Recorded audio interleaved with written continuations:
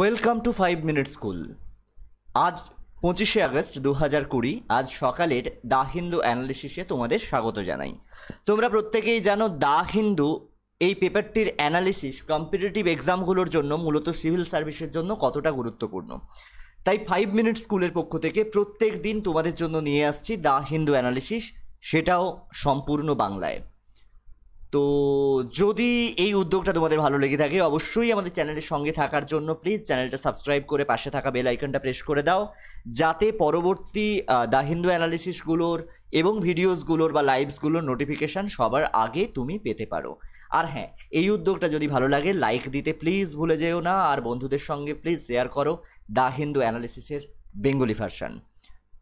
এই প্রসঙ্গে বলে রাখি, আমরা কিন্তু দা হিন্দুতে আজ অর্থাৎ 25শে আগস্ট 2020 যা যা নিউজ ছিল সব অ্যানালিসিস করব না, কেবলমাত্র যেগুলো পিএসসি, ইউপিএসসি বা অন্যান্য এক্সামের জন্য ইম্পর্টেন্ট সেইগুলো নিয়েই আমরা আলোচনা করব। তো চলো শুরু করা যাক আজকের অ্যানালিসিস। আজকে প্রথম যে নিউজটার দিকে আমরা চোখ রাখবো সেটা হচ্ছে drinking water supply quality management system. Drinking water supply quality management system. এই drinking water supply quality management system কি? তোমরা তার আগে একটা জিনিস জেনে রাখবে, বিআইএস, মাঝে মাঝেই একটা জিনিস শোনো, বিআইএস। এই বিআইএস এর পুরো নাম হচ্ছে ব্যুরো অফ ইন্ডিয়ান স্ট্যান্ডার্ডস। আমি জাস্ট একটু মার্ক করে দিলাম তোমাদের জন্য, এই বিআইএস এর পুরো নাম হচ্ছে ব্যুরো অফ ইন্ডিয়ান স্ট্যান্ডার্ডস। বিষয়টা কি সেটা নিয়ে আগেও আমি আলোচনা করেছি, পরবর্তীতেও তোমাদের সঙ্গে আলোচনা করব। এই BIS has prepared A draft standard for the supply system of pipe drinking water. ভালো করে বোঝো, বিআইএস পাইপ ড্রিঙ্কিং ওয়াটারের জন্য একটা স্ট্যান্ডার্ড ড্রাফট তৈরি করেছে। একটা স্ট্যান্ডার্ড কী হবে পাইপ ড্রিঙ্কিং ওয়াটার, সেটার জন্য একটা ড্রাফট তৈরি করেছে, যেটার নাম কি? The draft is named as drinking water supply quality management system requirements for pipe drinking water supply service. এত বড় নাম, নামটা ভালো করে শোনো, drinking water supply quality management system requirements for pipe drinking water supply service.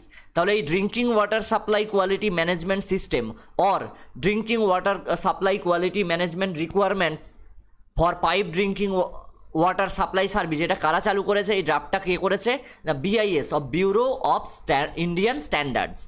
The draft has been developed keeping in view the centre's Jal Jeevan mission. এই জল Jeevan mission নিয়ে আগে তোমাদের সঙ্গে আলোচনা করেছিলাম। এই জল জীবন মিশন কেন্দ্রের হচ্ছে জল সুরক্ষার জন্য একটা project for providing safe and adequate drinking water to all rural households by 2024 through tap connections. ভালো করে শোনো, the draft has been developed keeping in view the centre's Jal Jeevan Mission for providing safe and adequate drinking water to all rural households by 2024 through tap connections।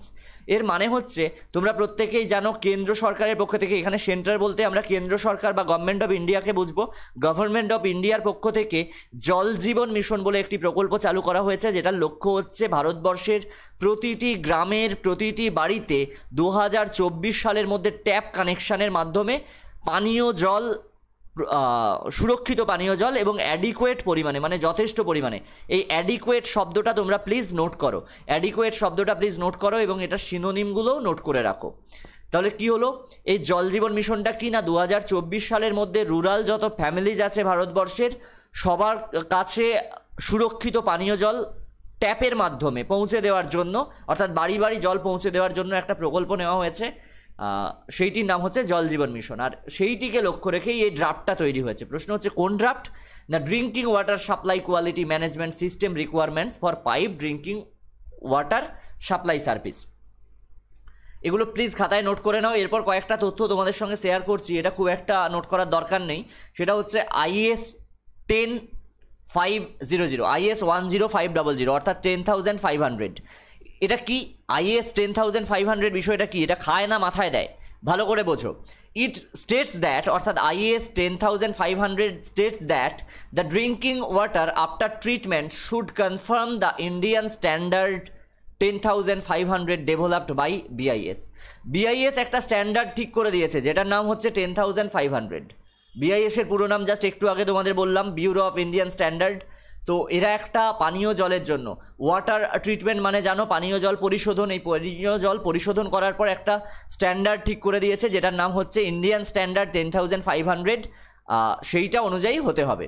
The IS 10,500 outlines the acceptable limit of substances such as heavy metals, other parameters like pH value of water, its turbidity and the total dissolved solids in it and the color and odor।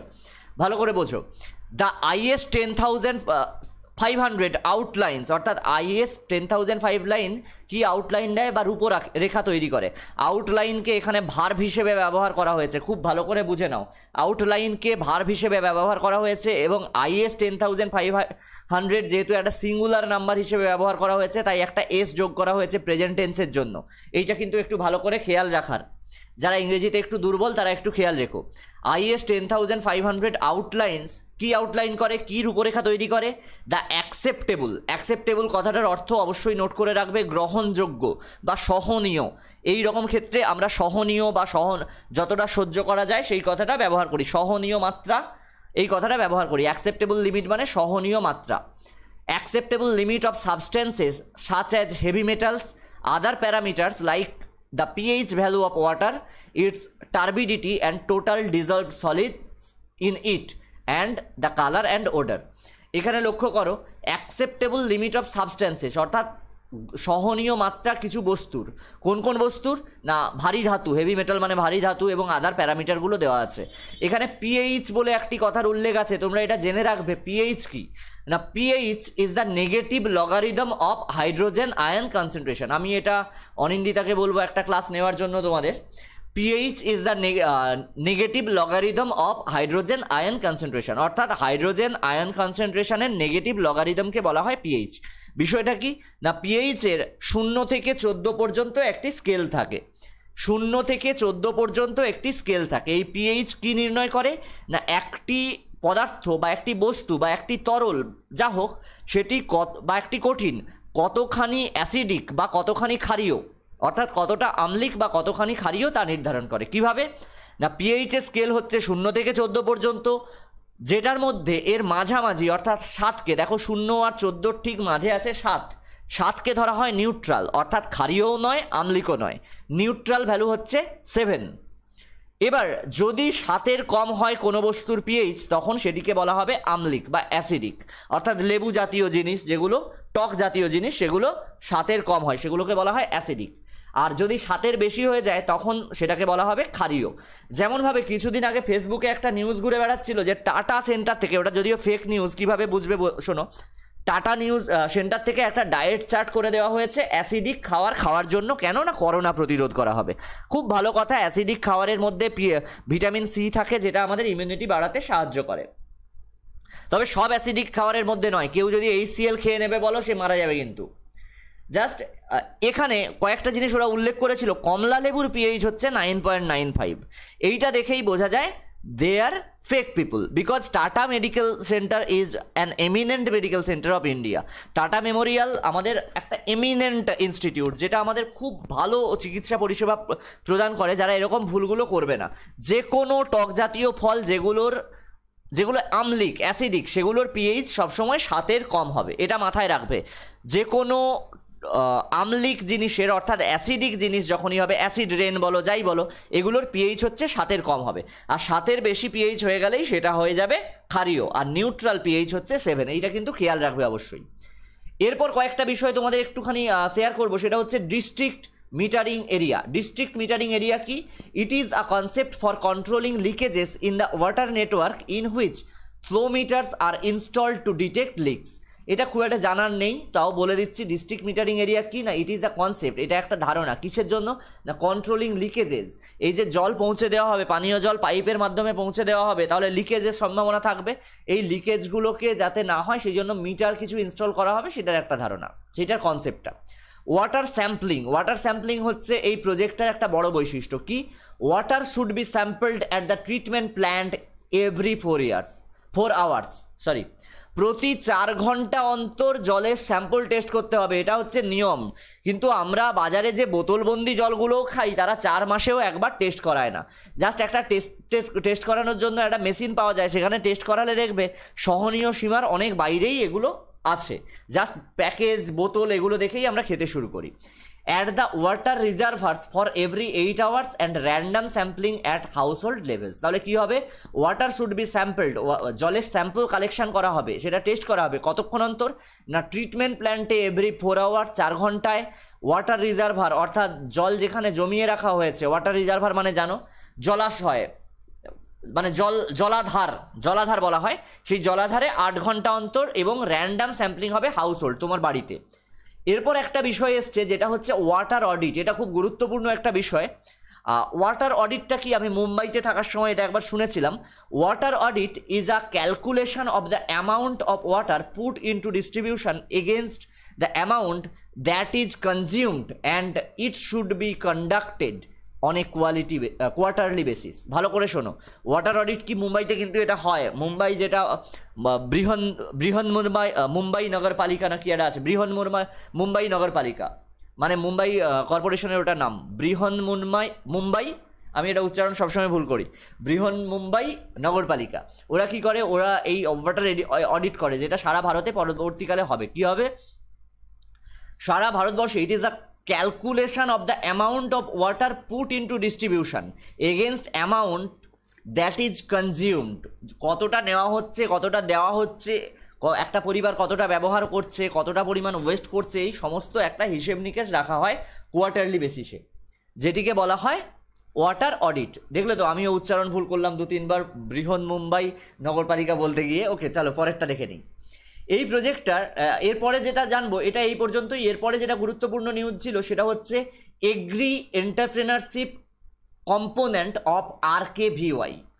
Agri entrepreneurship component of RKVY, এই যে agri entrepreneurship, এটার বাংলা হচ্ছে কৃষি উদ্যোগ, ঠিক আছে, কৃষি উদ্যোগ। আর এগ্রিকালচারাল এন্টারপ্রেনারশিপ বা এগ্রিকালচারাল এন্টারপ্রেনারশিপকে বলা হচ্ছে এগ্রি এন্টারপ্রেনারশিপ। এগ্রি এন্টারপ্রেনার বলা হয় কৃষি উদ্যোক্তা। এই কথাটা যদি তোমরা প্রতিবেশী দেশ বাংলাদেশের দিকে নজর দাও, অহরহ শুনতে পাবে। যদি কেউ শাইখ সিরাজের প্রোগ্রামগুলো একটুখানি ফলো করো, কিংবা বাংলাদেশ জাতীয় কৃষি উদ্যোগের প্রোগ্রামগুলো একটু ফলো করো, কিংবা বাড়ি আছে BARI, Bangladesh agricultural research institute, ওগুলো যদি একটু ফলো করো, দেখবে এই কৃষি উদ্যোগ এই বিষয়টা লাস্ট 10 বছর ধরে বাংলাদেশে ভীষণভাবে চলছে। এবং এখন বাংলাদেশের প্রত্যেকটা সরকারি জায়গায়, এমনকি পাসপোর্ট তৈরি করতে যখন একটা চাকরির পরীক্ষা দিতে যায়, ওখানে একটি জিনিস কিন্তু থাকে, একটা অপশান দেওয়া থাকে, পারিবারিক ইনকামের সোর্স কি, কৃষি উদ্যোগ, বা অকুপেশন কি, কৃষি উদ্যোক্তা, যেটা এখনও ভারতবর্ষ নিতে পারেনি, যে কারণে কৃষিতে আমরা অনেকটা অনুন্নত। উন্নত দেশগুলোতে এই কৃষি উদ্যোক্তা বা এগ্রি এন্টারপ্রেনারশিপ এটাকে খুব উঁচু চোখে দেখা হয়, কারণ এই কৃষকরা আমাদের জন্য অনেক খাবার পৌঁছে দেয়। বাংলাদেশ খাদ্য দিক থেকে এখন অনেকটা জাস্ট একটা বিপ্লব ঘটিয়ে ফেলেছে। এগ্রিকালচারাল এন্টারপ্রেনারশিপ ওদের একটা শিল্পের পর্যায়ে নিয়ে গেছে ওরা। আমাদের ভারতবর্ষের সরকার এখন সেটা ভাবছে। কি বিষয়টা, agri entrepreneurship component of RKVY কি না, RKVY সম্পর্কে প্রথমে একটু বলে দিই। এই RKVY মানে হচ্ছে রাষ্ট্রীয় কৃষি বিকাশ যোজনা। RKVY এর পুরো নাম হচ্ছে রাষ্ট্রীয় কৃষি বিকাশ যোজনা। আমি তোমাদের জন্য একটু মার্ক করে দিচ্ছি, তোমরা এটা খাতায় একটু নোট করে নাও। অনেকেই অনেকবার জিজ্ঞেস করেছে আমাকে যে স্যার RKVY বললেন, RKVY এর মানে কি? RKVY এর মানে হচ্ছে, পুরো নাম হচ্ছে রাষ্ট্রীয় কৃষি Vikas Yojana. RKVY is an ongoing centrally sponsored scheme started from 11th 5-year plan period। এই RKVYটা সেন্ট্রাল গভর্নমেন্টের একটা স্কিম, যেটা 11th 5-year প্ল্যান থেকে চালু করা হয়েছে, ভারত সরকার চালু করেছে। The scheme will incentivize states in enhancing more allocation to agriculture to achieve 4% growth rate। এই স্কিমটা কি করবে, স্টেটগুলোকে ইনসেন্টিভ দেবে। কেন? এগ্রিকালচারটাকে এনহ্যান্স করার জন্য, বাড়ানোর জন্য। তোমরা অবশ্যই কমেন্ট বক্সে জানাবে এনহ্যান্সের কি কি সিনোনিম তোমরা জানো। কতক্ষণই বাড়াতে হবে না, যতক্ষণ না 4% গ্রোথ রেট অ্যাচিভ করা যাচ্ছে। তোমরা জানো 11 5-year প্ল্যান পিরিয়ডে 4% গ্রোথ রেট এগ্রিকালচারের জন্য লক্ষ্য রাখা হয়েছিল। সেই 4% গ্রোথ রেট অ্যাচিভ করার জন্য এই স্কিমটা চালু করা হয়েছে। Ministry of agriculture is funded start আপস under the innovation and agripreneurship component of RKVY in 2021। কোনো কথা বলার আগেই আমি একটা ওয়ার্ড মার্ক করে দিচ্ছি, তোমরা অবশ্যই খাতায় লিখে নাও, এগ্রিপ্রেনারশিপ। এটার মানে হচ্ছে এগ্রিকালচারাল এন্টারপ্রেনারশিপ। এই দুটো ওয়ার্ডকে জুড়ে এখানে হয়েছে এগ্রিপ্রেনারশিপ। এই ওয়ার্ডটা কিন্তু বেশ নতুন এবং এটার অর্থ হচ্ছে কৃষি উদ্যোগ, ঠিক আছে। অ্যাকচুয়ালি এটাকে বহুমুখী কৃষি উদ্যোগ বলা হয়, যাতে একটা কৃষি উদ্যোগ বলতে জাস্ট একটা জমিতে কিছু ধান চাষ করে ফেললাম বা গম চাষ করে ফেললাম এরম নয়। বহুমুখী কৃষি উদ্যোগগুলো কি সেগুলো নিয়ে পরে আলোচনা করব আমরা অবশ্যই, জাস্ট একটুখানি বলে দিচ্ছি। অর্থাৎ একটা সমন্বিত খামার বলা হয়, এগ্রিপ্রেনারশিপকে বলা হয় সমন্বিত খামার। বাংলাদেশে যেটা এখন ব্যাপক পরিমাণে আছে, আগে মালয়েশিয়া, ভিয়েতনাম, লাওস, কম্বোডিয়া এই দেশগুলোতে ব্যাপক পরিমাণে ছিল। বিষয়টা কি, একই জায়গার মধ্যে যেখানে ফসলের চাষ করা হচ্ছে, সেখানে ধরো ধান চাষ করা হচ্ছে, মাল্টার চাষ করা হচ্ছে, লেবুর চাষ করা হচ্ছে, সেখানেই আবার কাশ্মীরি আপেল কুলের চাষ করা হচ্ছে, মাছের চাষ করা হচ্ছে, হাঁস প্রতিপালন করা হচ্ছে, মুরগি প্রতিপালন করা হচ্ছে, গরু প্রতিপালন করা হচ্ছে, ছাগল প্রতিপালন, একই জায়গার মধ্যে এগুলো হচ্ছে। এগুলো সব এগ্রিকালচারাল বিষয়ের মধ্যেই দেখা হচ্ছে। তোমরা বলবে না লাইভ স্টক চলে এলো যখন হাঁস ছাগল এগুলো বলছে, সেই বিষয়টাতেও আসছি, জাস্ট একটুখানি লক্ষ্য করো। এই বিষয়টা কারা করে না, মিনিস্ট্রি অফ এগ্রিকালচার। এরা ফান্ড করছে কিসের জন্য, স্টার্ট আপ মানে উদ্যোগ, স্টার্ট আপ মানে হচ্ছে উদ্যোগ, এই উদ্যোগগুলো নিতে সাহায্য করে। The startups are various categories such as agro processing, artificial intelligence, digital agriculture, farm mechanism, waste to health, dairy and fisheries, etc. স্টার্টআপগুলো কিসের জন্য, দেখো এগ্রো প্রসেসিং এটা ইন্ডিয়াতে যদিও ছিল, এইগুলো কিন্তু আমরা খুব একটা ব্যবহার আগে করতাম না। আমার এগুলো চোখে দেখা বাংলাদেশের থেকে কি না, আর্টিফিশিয়াল ইন্টেলিজেন্স, কৃষিক্ষেত্রে আর্টিফিশিয়াল ইন্টেলিজেন্সের ব্যবহার, ডিজিটাল এগ্রিকালচার, ডিজিটালাইজেশনের ব্যবহার, ফার্ম মেকানিজম, এইগুলো জাস্ট আমাদের দেশে এখনও সেই অর্থে চালু হয়নি, কিন্তু জাস্ট চালু হতে যাচ্ছে। ওয়েস্ট টু ওয়েলথ, অর্থাৎ নোংরা জিনিস থেকে সেটাকে ওয়েলথ, সম্পদে পরিণত করা, কৃষিক্ষেত্রে সার আকারে পরিণত করা, জৈব সার, ডেয়ারি, ফিশারিজ, এই বিষয়গুলো আমি জাস্ট একটু আগে তোমাদের বলেছিলাম সমন্বিত কৃষি খামারের কথা, যেখানে এই আর্টিফিশিয়াল ইন্টেলিজেন্স থেকে শুরু করে সব কিছু ব্যবহার করা হবে। কিভাবে ব্যবহার করা হয় সেগুলো নিয়ে কৃষি যখন আমি পড়াবো ইকোনমিতে, সেখানে অবশ্যই একটা ক্লাস নেব, বা ভূগোলে সম্পদ পড়ানোর সময়। এবার একটুখানি বলে দিই, the following are the components of the scheme. কী কী এগুলোর স্কিমের কম্পোনেন্ট কী কী না, এগ্রিপ্রেনারশিপ ওরিয়েন্টেশন, জাস্ট একটা এখানে মার্ক করে দেওয়া দরকার ছিল, এগ্রিপ্রেনারশিপ ওরিয়েন্টেশন। এটা কি, বিষয়টা কি, এগ্রিপ্রেনারশিপ ওরিয়েন্টেশন কি? এগ্রিপ্রেনারশিপ মানে তোমাদের বলেছি এগ্রিকালচারাল এন্টারপ্রেনারশিপ বা কৃষি উদ্যোগের ওরিয়েন্টেশন মানে সমন্বয়। জাস্ট একটু আগেই আমি তোমাদের বললাম সমন্বয় সাধন করা, সমন্বিত কৃষি খামার যেটা বলেছিলাম, সেটা বিষয়টা কি, এগ্রিপ্রেনারশিপ ওরিয়েন্টেশন প্রজেক্টটা কি না, 2 months duration with a monthly stipend of 10,000 rupee per month. Mentorship is provided on financial, technical and IP issues. ভালোভাবে বুঝে নেবে কিন্তু এটা। এরপর দেখো seed stage funding of RABI ইনকিউবেটিভ। RABI মানে রবি, এটার পুরো নাম কি তোমরা অবশ্যই আমাকে কমেন্ট বক্সে জানাবে। Funding up to rupee 25 lakhs, 85% grant and 15% contribution from the incubatee. Next হচ্ছে idea or pre seed stage funding of agripreneurs. এইবার দেখো আমি এগ্রিপ্রেনারশিপ পড়েছিলাম, তাহলে এই এগ্রিপ্রেনার, এগ্রির পর একটা ড্যাশ দেওয়া উচিত ছিল তোমাদের বোঝার সুবিধের জন্য। এই এগ্রিপ্রেনার কথাটার অর্থ কি? এগ্রিপ্রেনার মানে হচ্ছে কৃষি উদ্যোক্তা।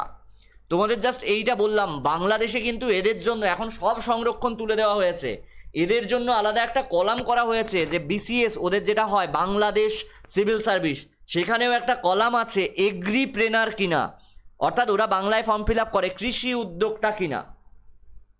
মেডিকেল যখন পড়তে যায় তাদের জন্য সিট রিজার্ভ করা হয়েছে যে তার পরিবারের কেউ কৃষি উদ্যোক্তা কিনা, সে কৃষি উদ্যোক্তা কিনা।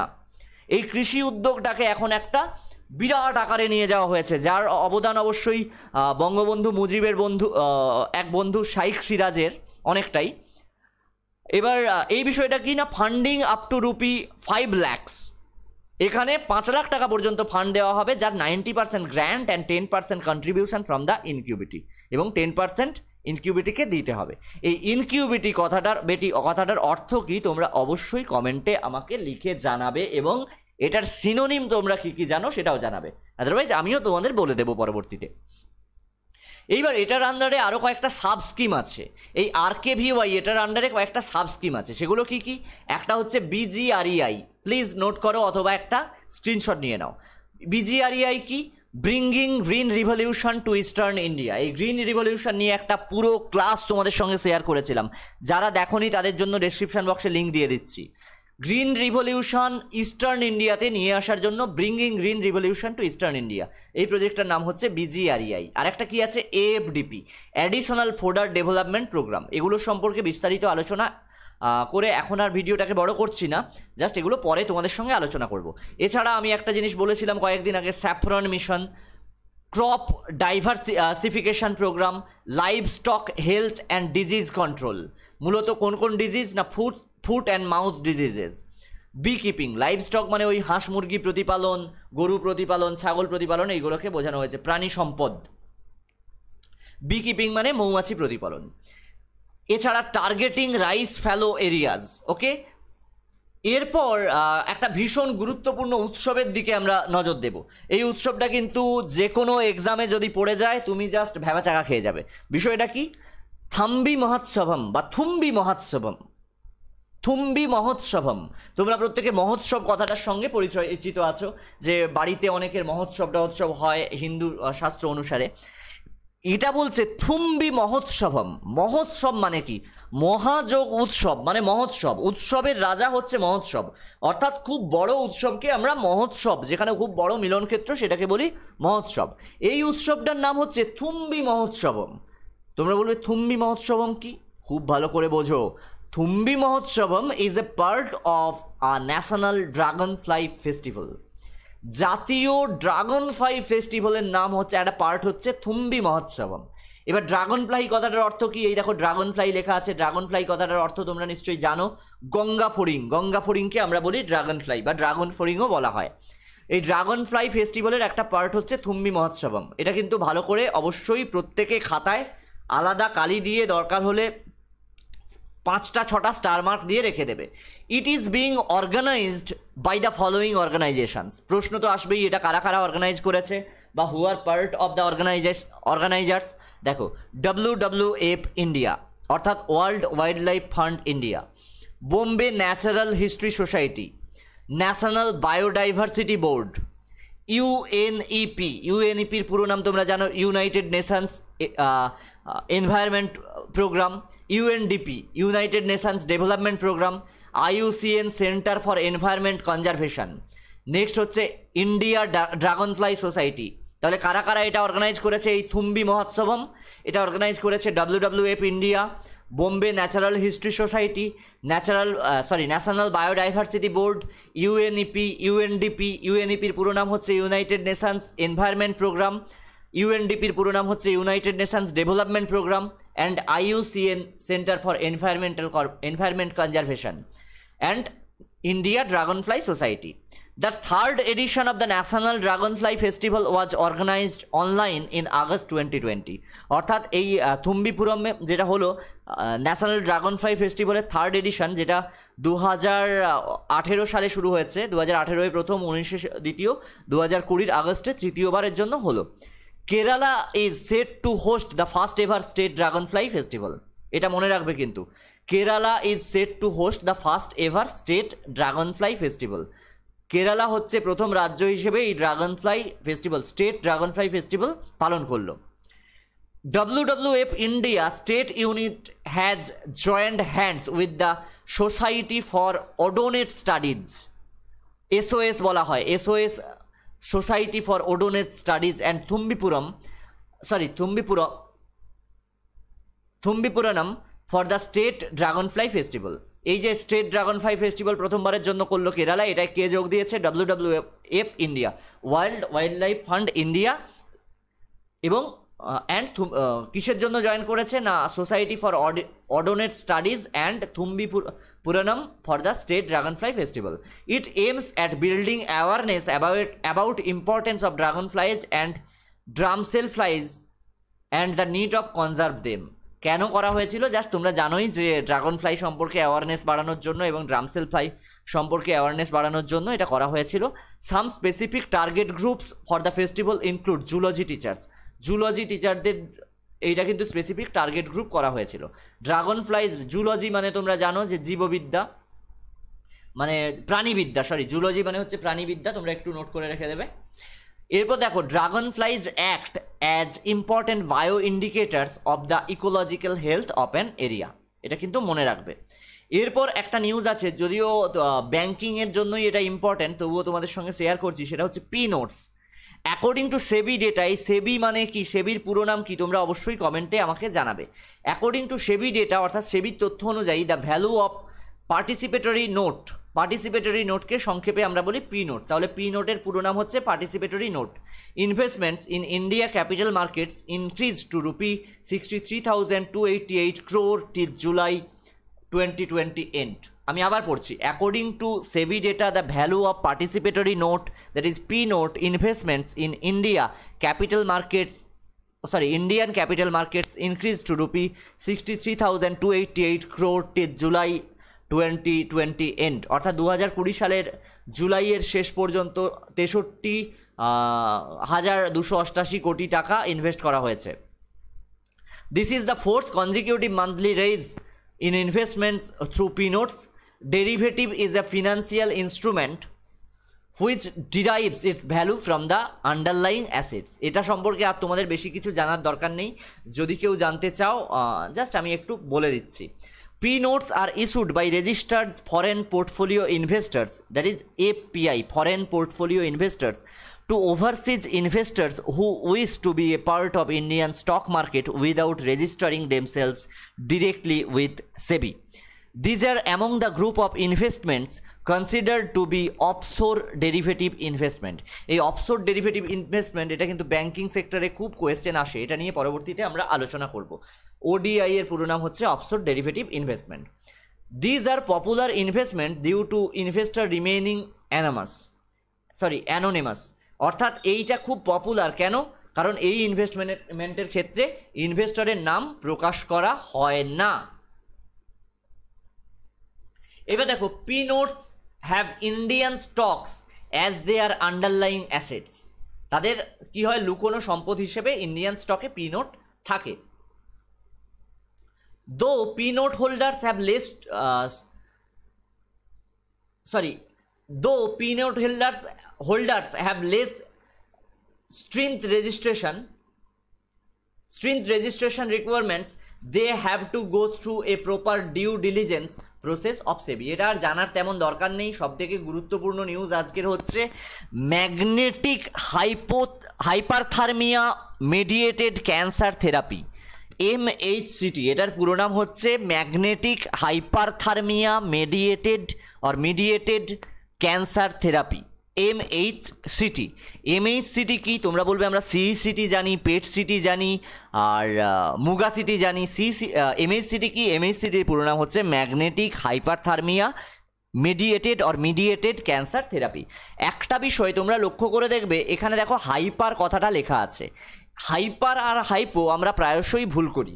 হাইপার কথাটার অর্থ হচ্ছে বেশি বোঝাতে ব্যবহার করা হয়, আর হাইপো কথাটা হচ্ছে কম বোঝাতে ব্যবহার করা হয়। ওকে, তাহলে ভালোভাবে খেয়াল করবে, হাইপার আর হাইপো, হাইপার মানে বেশি আর হাইপো মানে কম। হাইপার ভিটামিনোসিস, হাইপো ভিটামিনোসিস এগুলো থাকে, একটু লক্ষ্য করবে। বিষয়টা কি না, scientist from institute of nano science and technology, INSTর পুরো নাম হচ্ছে institute of nano science and technology. Scientist from institute of nano science and technology are making efforts to make magnetic hyperthermia mediated cancer therapy as desired therapy for inoperable tumors। কি হচ্ছে, institute of nano science and টেকনোলজির বিজ্ঞানীরা চেষ্টা করছে এই magnetic hyperthermia mediated cancer থেরাপিটা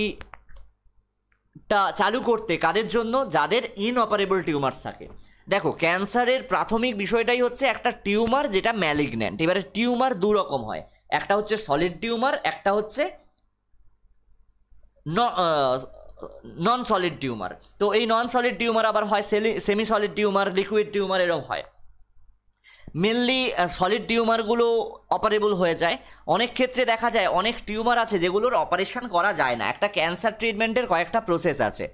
মূল process হচ্ছে curative ক্যান্সারগুলোর বৈশিষ্ট্য হচ্ছে দেউজ আর অপারেবল, অপারেশন করা যায়। অপারেবল মানে অপারেশন করা যায় বা সার্জারি করা যায়। সার্জারির পরবর্তীতে যে ধাপগুলো নিয়ে আসা হয় সেটা হচ্ছে কেমোথেরাপি, রেডিওথেরাপি। রেডিওথেরাপির আবার অনেকগুলো ভাগ আছে। আগে করা হতো কি ইবিআরটি, এক্সটার্নাল বিম রেডিওথেরাপি, পরে সেটা করা হচ্ছে আইএমআরটি। এরকম অনেকগুলো ভাগ আছে যেগুলো তোমাদের প্রায়শই এক্সাম আসে, পুরো কথা জানতে চায়। আমি ইউপিএসসির কোয়েশ্চেনে দেখেছি পুরো কথা জানতে চায়, তো পুরো কথাগুলো নিয়ে আমি অবশ্যই তোমাদের সঙ্গে একটা ভিডিও করব। আর এগুলো তোমাদের জানা দরকার বলে জাস্ট একটুখানি শেয়ার করে দিচ্ছি। এর পরবর্তী টেকনোলজি হিসেবে এলো এই সার্জারির পরবর্তী টেকনোলজি হিসেবে রেডিয়েশনের বেশ কিছু উন্নতি হয়, যেখানে সাইবার নাইফ একটা টেকনোলজি চলে আসে। সাইবার নাইফ মানে হচ্ছে ওই রেডিয়েশনের মাধ্যমে অপারেশন করা। সেটির আরও একটি উন্নত রূপ হচ্ছে magnetic hyperthermia mediated cancer therapy. Okay, তো তোমরা যদি কেউ সাইবার নাইফ বিষয়টা না জানো, বিষয়টা ইন্টারনেটে সার্চ করে নিতে পারো, গুগল করে নিতে পারো, আদারওয়াইজ আমিও তোমাদের সঙ্গে বিষয়টা শেয়ার করে দেবো। এর পরের পয়েন্টটা হচ্ছে আইএনএসটি কি? আমি তোমাদের যেটা বললাম, institute of nano science and technology. বিষয়টা কি না, আইএনএসটি is an autonomous institute of department of science and technology. Department of science and technology, government of India, সেটাকে আমরা ডিএসটি বলি।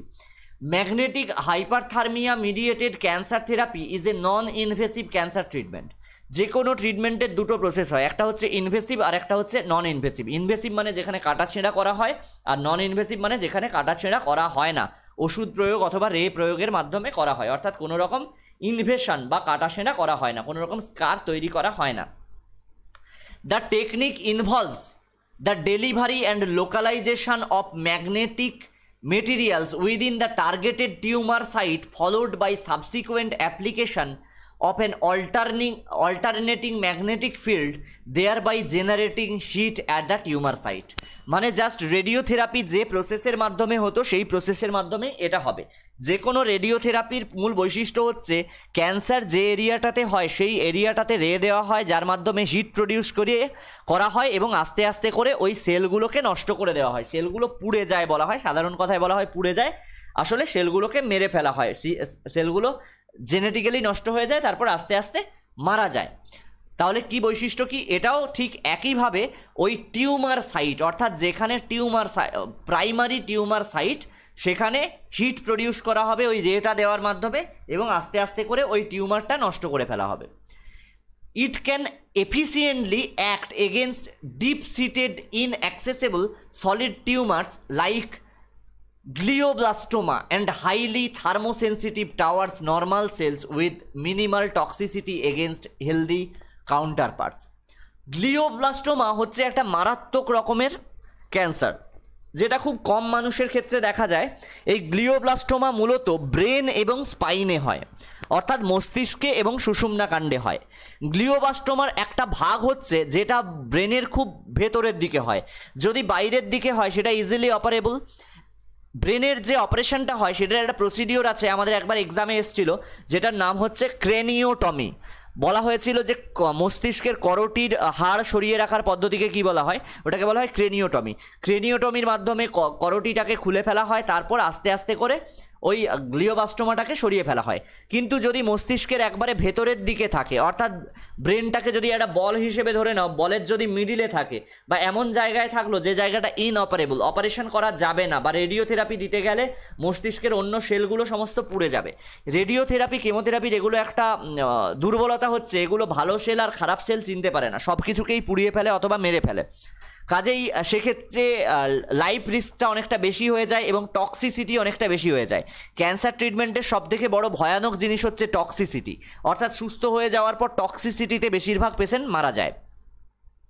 তো এই রকম ক্ষেত্রে এই যে ট্রিটমেন্টটা এতদিন প্রচলিত ছিল সাইবার নাইফ প্রযুক্তির মাধ্যমে ওই অপারেশনগুলো করা হতো, অর্থাৎ ইনভেশন না করে, না কেটে আস্তে আস্তে করে রে দিয়ে ওটাকে পুড়িয়ে ফেলা হতো। এখন সেটির আরও একটি উন্নত প্রযুক্তি হচ্ছে এই পদ্ধতিটি। এটি এই গ্লায়োবাস্টোমা বা গ্লিওবাস্টোমা এইগুলোর চিকিৎসা করতে সাহায্য করবে। এবং তোমরা জানো আমাদের ব্রেনের সেলগুলো হাইলি থার্মোসেন্সিটিভ। এই থার্মোসেন্সিটিভ সেলগুলোকে এড়িয়ে কেবলমাত্র টার্গেট সেল, অর্থাৎ যাকে আমি রে দিতে চাই কেবলমাত্র সেই সেলটির কাছে পৌঁছে দিতে পারবে। এবং যেখানে টক্সিসিটি, ক্যান্সার ট্রিটমেন্টে আমি বারবার বলছি সবথেকে বেশি পেশেন্টের মৃত্যু হয় এই টক্সিসিটির কারণে, কেমোথেরাপি এবং রেডিওথেরাপির টক্সিসিটির কারণে। সেই টক্সিসিটিটা এড়িয়ে যাওয়া যাবে এগেনস্ট হেলদি কাউন্টার পার্টস, অর্থাৎ যে জায়গাটায় ক্যান্সার হয়েছে সেই জায়গা ছাড়া যে বাকি হেলদি অংশটা আছে সেই অংশটাকে বাঁচিয়ে রাখা যাবে, সুস্থভাবে রাখা যাবে, টক্সিসিটি ন্যূনতম পরিমাণে হবে।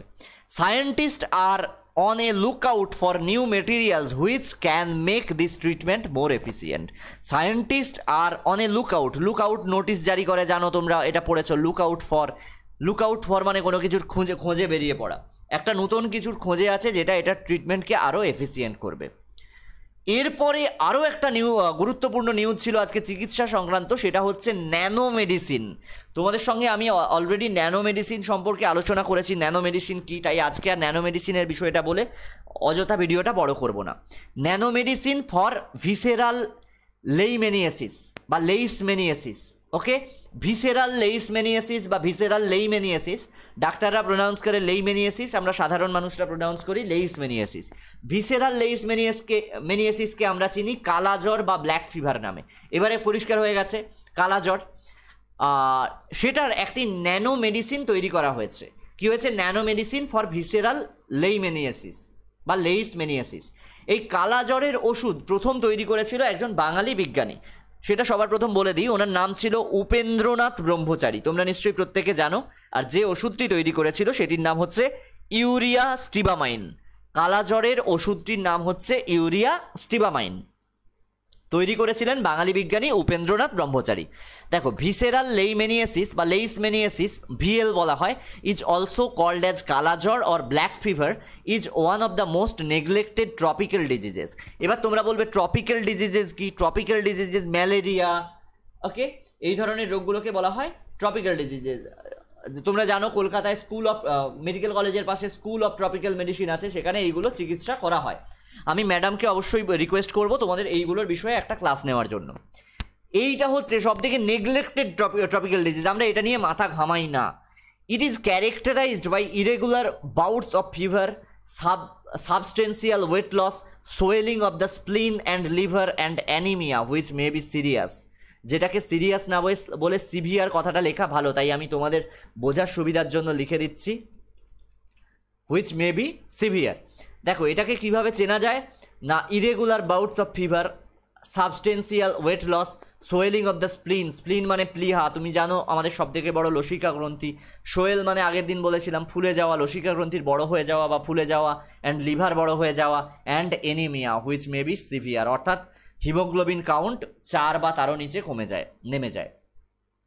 ইউজুয়ালি আমরা 9-এর নিচে নেমে গেলেই খুব মারাত্মক হিসেবে ভাবি, 8, 9, 8 হয়ে গেলেই মারাত্মক ভাবি, কিন্তু এক্ষেত্রে 4-এর নিচে কমে যায়।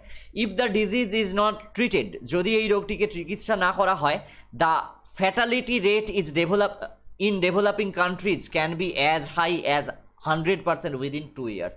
অর্থাৎ যদি এই রোগটিকে চিকিৎসা না করা হয়, এর মারণ ক্ষমতা 100%, অর্থাৎ কোথায় করোনা আছে, কোথায় HIV আছে, কোথায় কী রোগ আছে, এর মারণ ক্ষমতা সব থেকে বেশি। অলমোস্ট 2 বছরের মধ্যে 100% মারবেই যদি না ট্রিটমেন্ট করা হয় এটার। এটা ইউজুয়ালি ইউরিয়া স্টিবামাইন এখন খুব একটা ব্যবহার করা হয় না, ইউজুয়ালি প্যারাসিটামল আর অ্যান্টিফাঙ্গাল দিয়ে ট্রিটমেন্ট করা হয়, যেটার একটা ভালো ওষুধ আবিষ্কার হলো। এইটা হচ্ছে news. Around 95% of which is reported from Bangladesh, Brazil, China, Ethiopia, India, Kenya, Nepal, Somalia, south Sudan and Sudan. এই যে পেশেন্ট, এর কালাজ্বর যত পেশেন্ট পাওয়া যায় কালাজ্বরের বা ভিএলের, তার 95% পেশেন্ট পাওয়া যায় Bangladesh, Brazil, China, Ethiopia, India, Kenya, Nepal, Somalia, south Sudan এবং সুদান। এর মধ্যে আমি তোমাদের কয়েকটা কথা বলে দিচ্ছি। বাংলাদেশের রাজধানীর নাম হচ্ছে ঢাকা, আর ভারতের রাজধানীর নাম নিউ দিল্লি। আবার ইথিওপিয়ার রাজধানীর নাম হচ্ছে আদ্দিস আবাবা, যার অর্থ হচ্ছে নূতন ফুল। নেপালের রাজধানীর নাম হচ্ছে কাঠমান্ডু। আমি বলে দিলাম বাংলাদেশ, ইথিওপিয়া, ইন্ডিয়া, নেপাল। বাকিগুলোর রাজধানীর নাম তোমাকে কমেন্ট বক্সে জানাতে হবে। তুমি অবশ্যই অবশ্যই জানাবে, যদি না পারো সেটাও জানাবে, আমি তোমাকে বলে দেবো। এবার দেখো, scientist from institute of nano science and technology, যেটা আগে জাস্ট একটু আগে বললাম আইএনএসটি, have developed an oral nano medicine. Nano medicine মানে ভীষণ ছোট্ট একটা মেডিসিন, সেটা ন্যানো টেকনোলজি ইউজ করে হয়, সেটা নিয়ে পরবর্তীতে বলে দেবো। For combating visceral leishmaniasis or VL or kala-azar, institute of neuro science and technology nano science and টেকনোলজিজের বিজ্ঞানীরা ভিসেরাল লেইশম্যানিয়াসিস অর কালাজ্বরের প্রতিরোধ করার জন্য, বিরুদ্ধে লড়ার জন্য, অর্থাৎ চিকিৎসা করার জন্য একটা ওরাল ন্যানোমেডিসিন তৈরি করেছে। The oral nanomedicine has been developed with the help of surface modified solid lipid nanoparticles based combinational cargo system. The oral medicine has been developed with the help of surface modified solid lipid nanoparticle based combinational cargo system. এটা just note করে রাখো, তোমাদের খুব একটা বোঝার দরকার নেই, এগুলো আমাদের খুব একটা জরুরি নয়। The oral therapeutics could help in control and elimination of VL or kala-azar or visceral leishmaniasis. VL মানে ভিসেরাল লেইশম্যানিয়াসিস, এটা কিন্তু জেনে রাখবে। তো আজকে এ পর্যন্তই। আশা করি আজকের ভিডিওটা তোমাদের খুব ভালো লাগবে, যদিও টার্মগুলো খুব কঠিন কঠিন ছিল এবং বেশ আজকে অনেকগুলো নিউজ ছিল, অনেকগুলো নিউজ নিয়ে আমাদের আলোচনা করতে হলো। ভিডিওটা কেমন লাগলো অবশ্যই কমেন্টে লিখে জানিও, এবং প্রত্যেক দিনের দ্য হিন্দু অ্যানালিসিস পাওয়ার জন্য অবশ্যই অবশ্যই অবশ্যই আমাদের চ্যানেলটা সাবস্ক্রাইব করে রেখো। ভালো থেকো, সঙ্গে থেকো, ধন্যবাদ।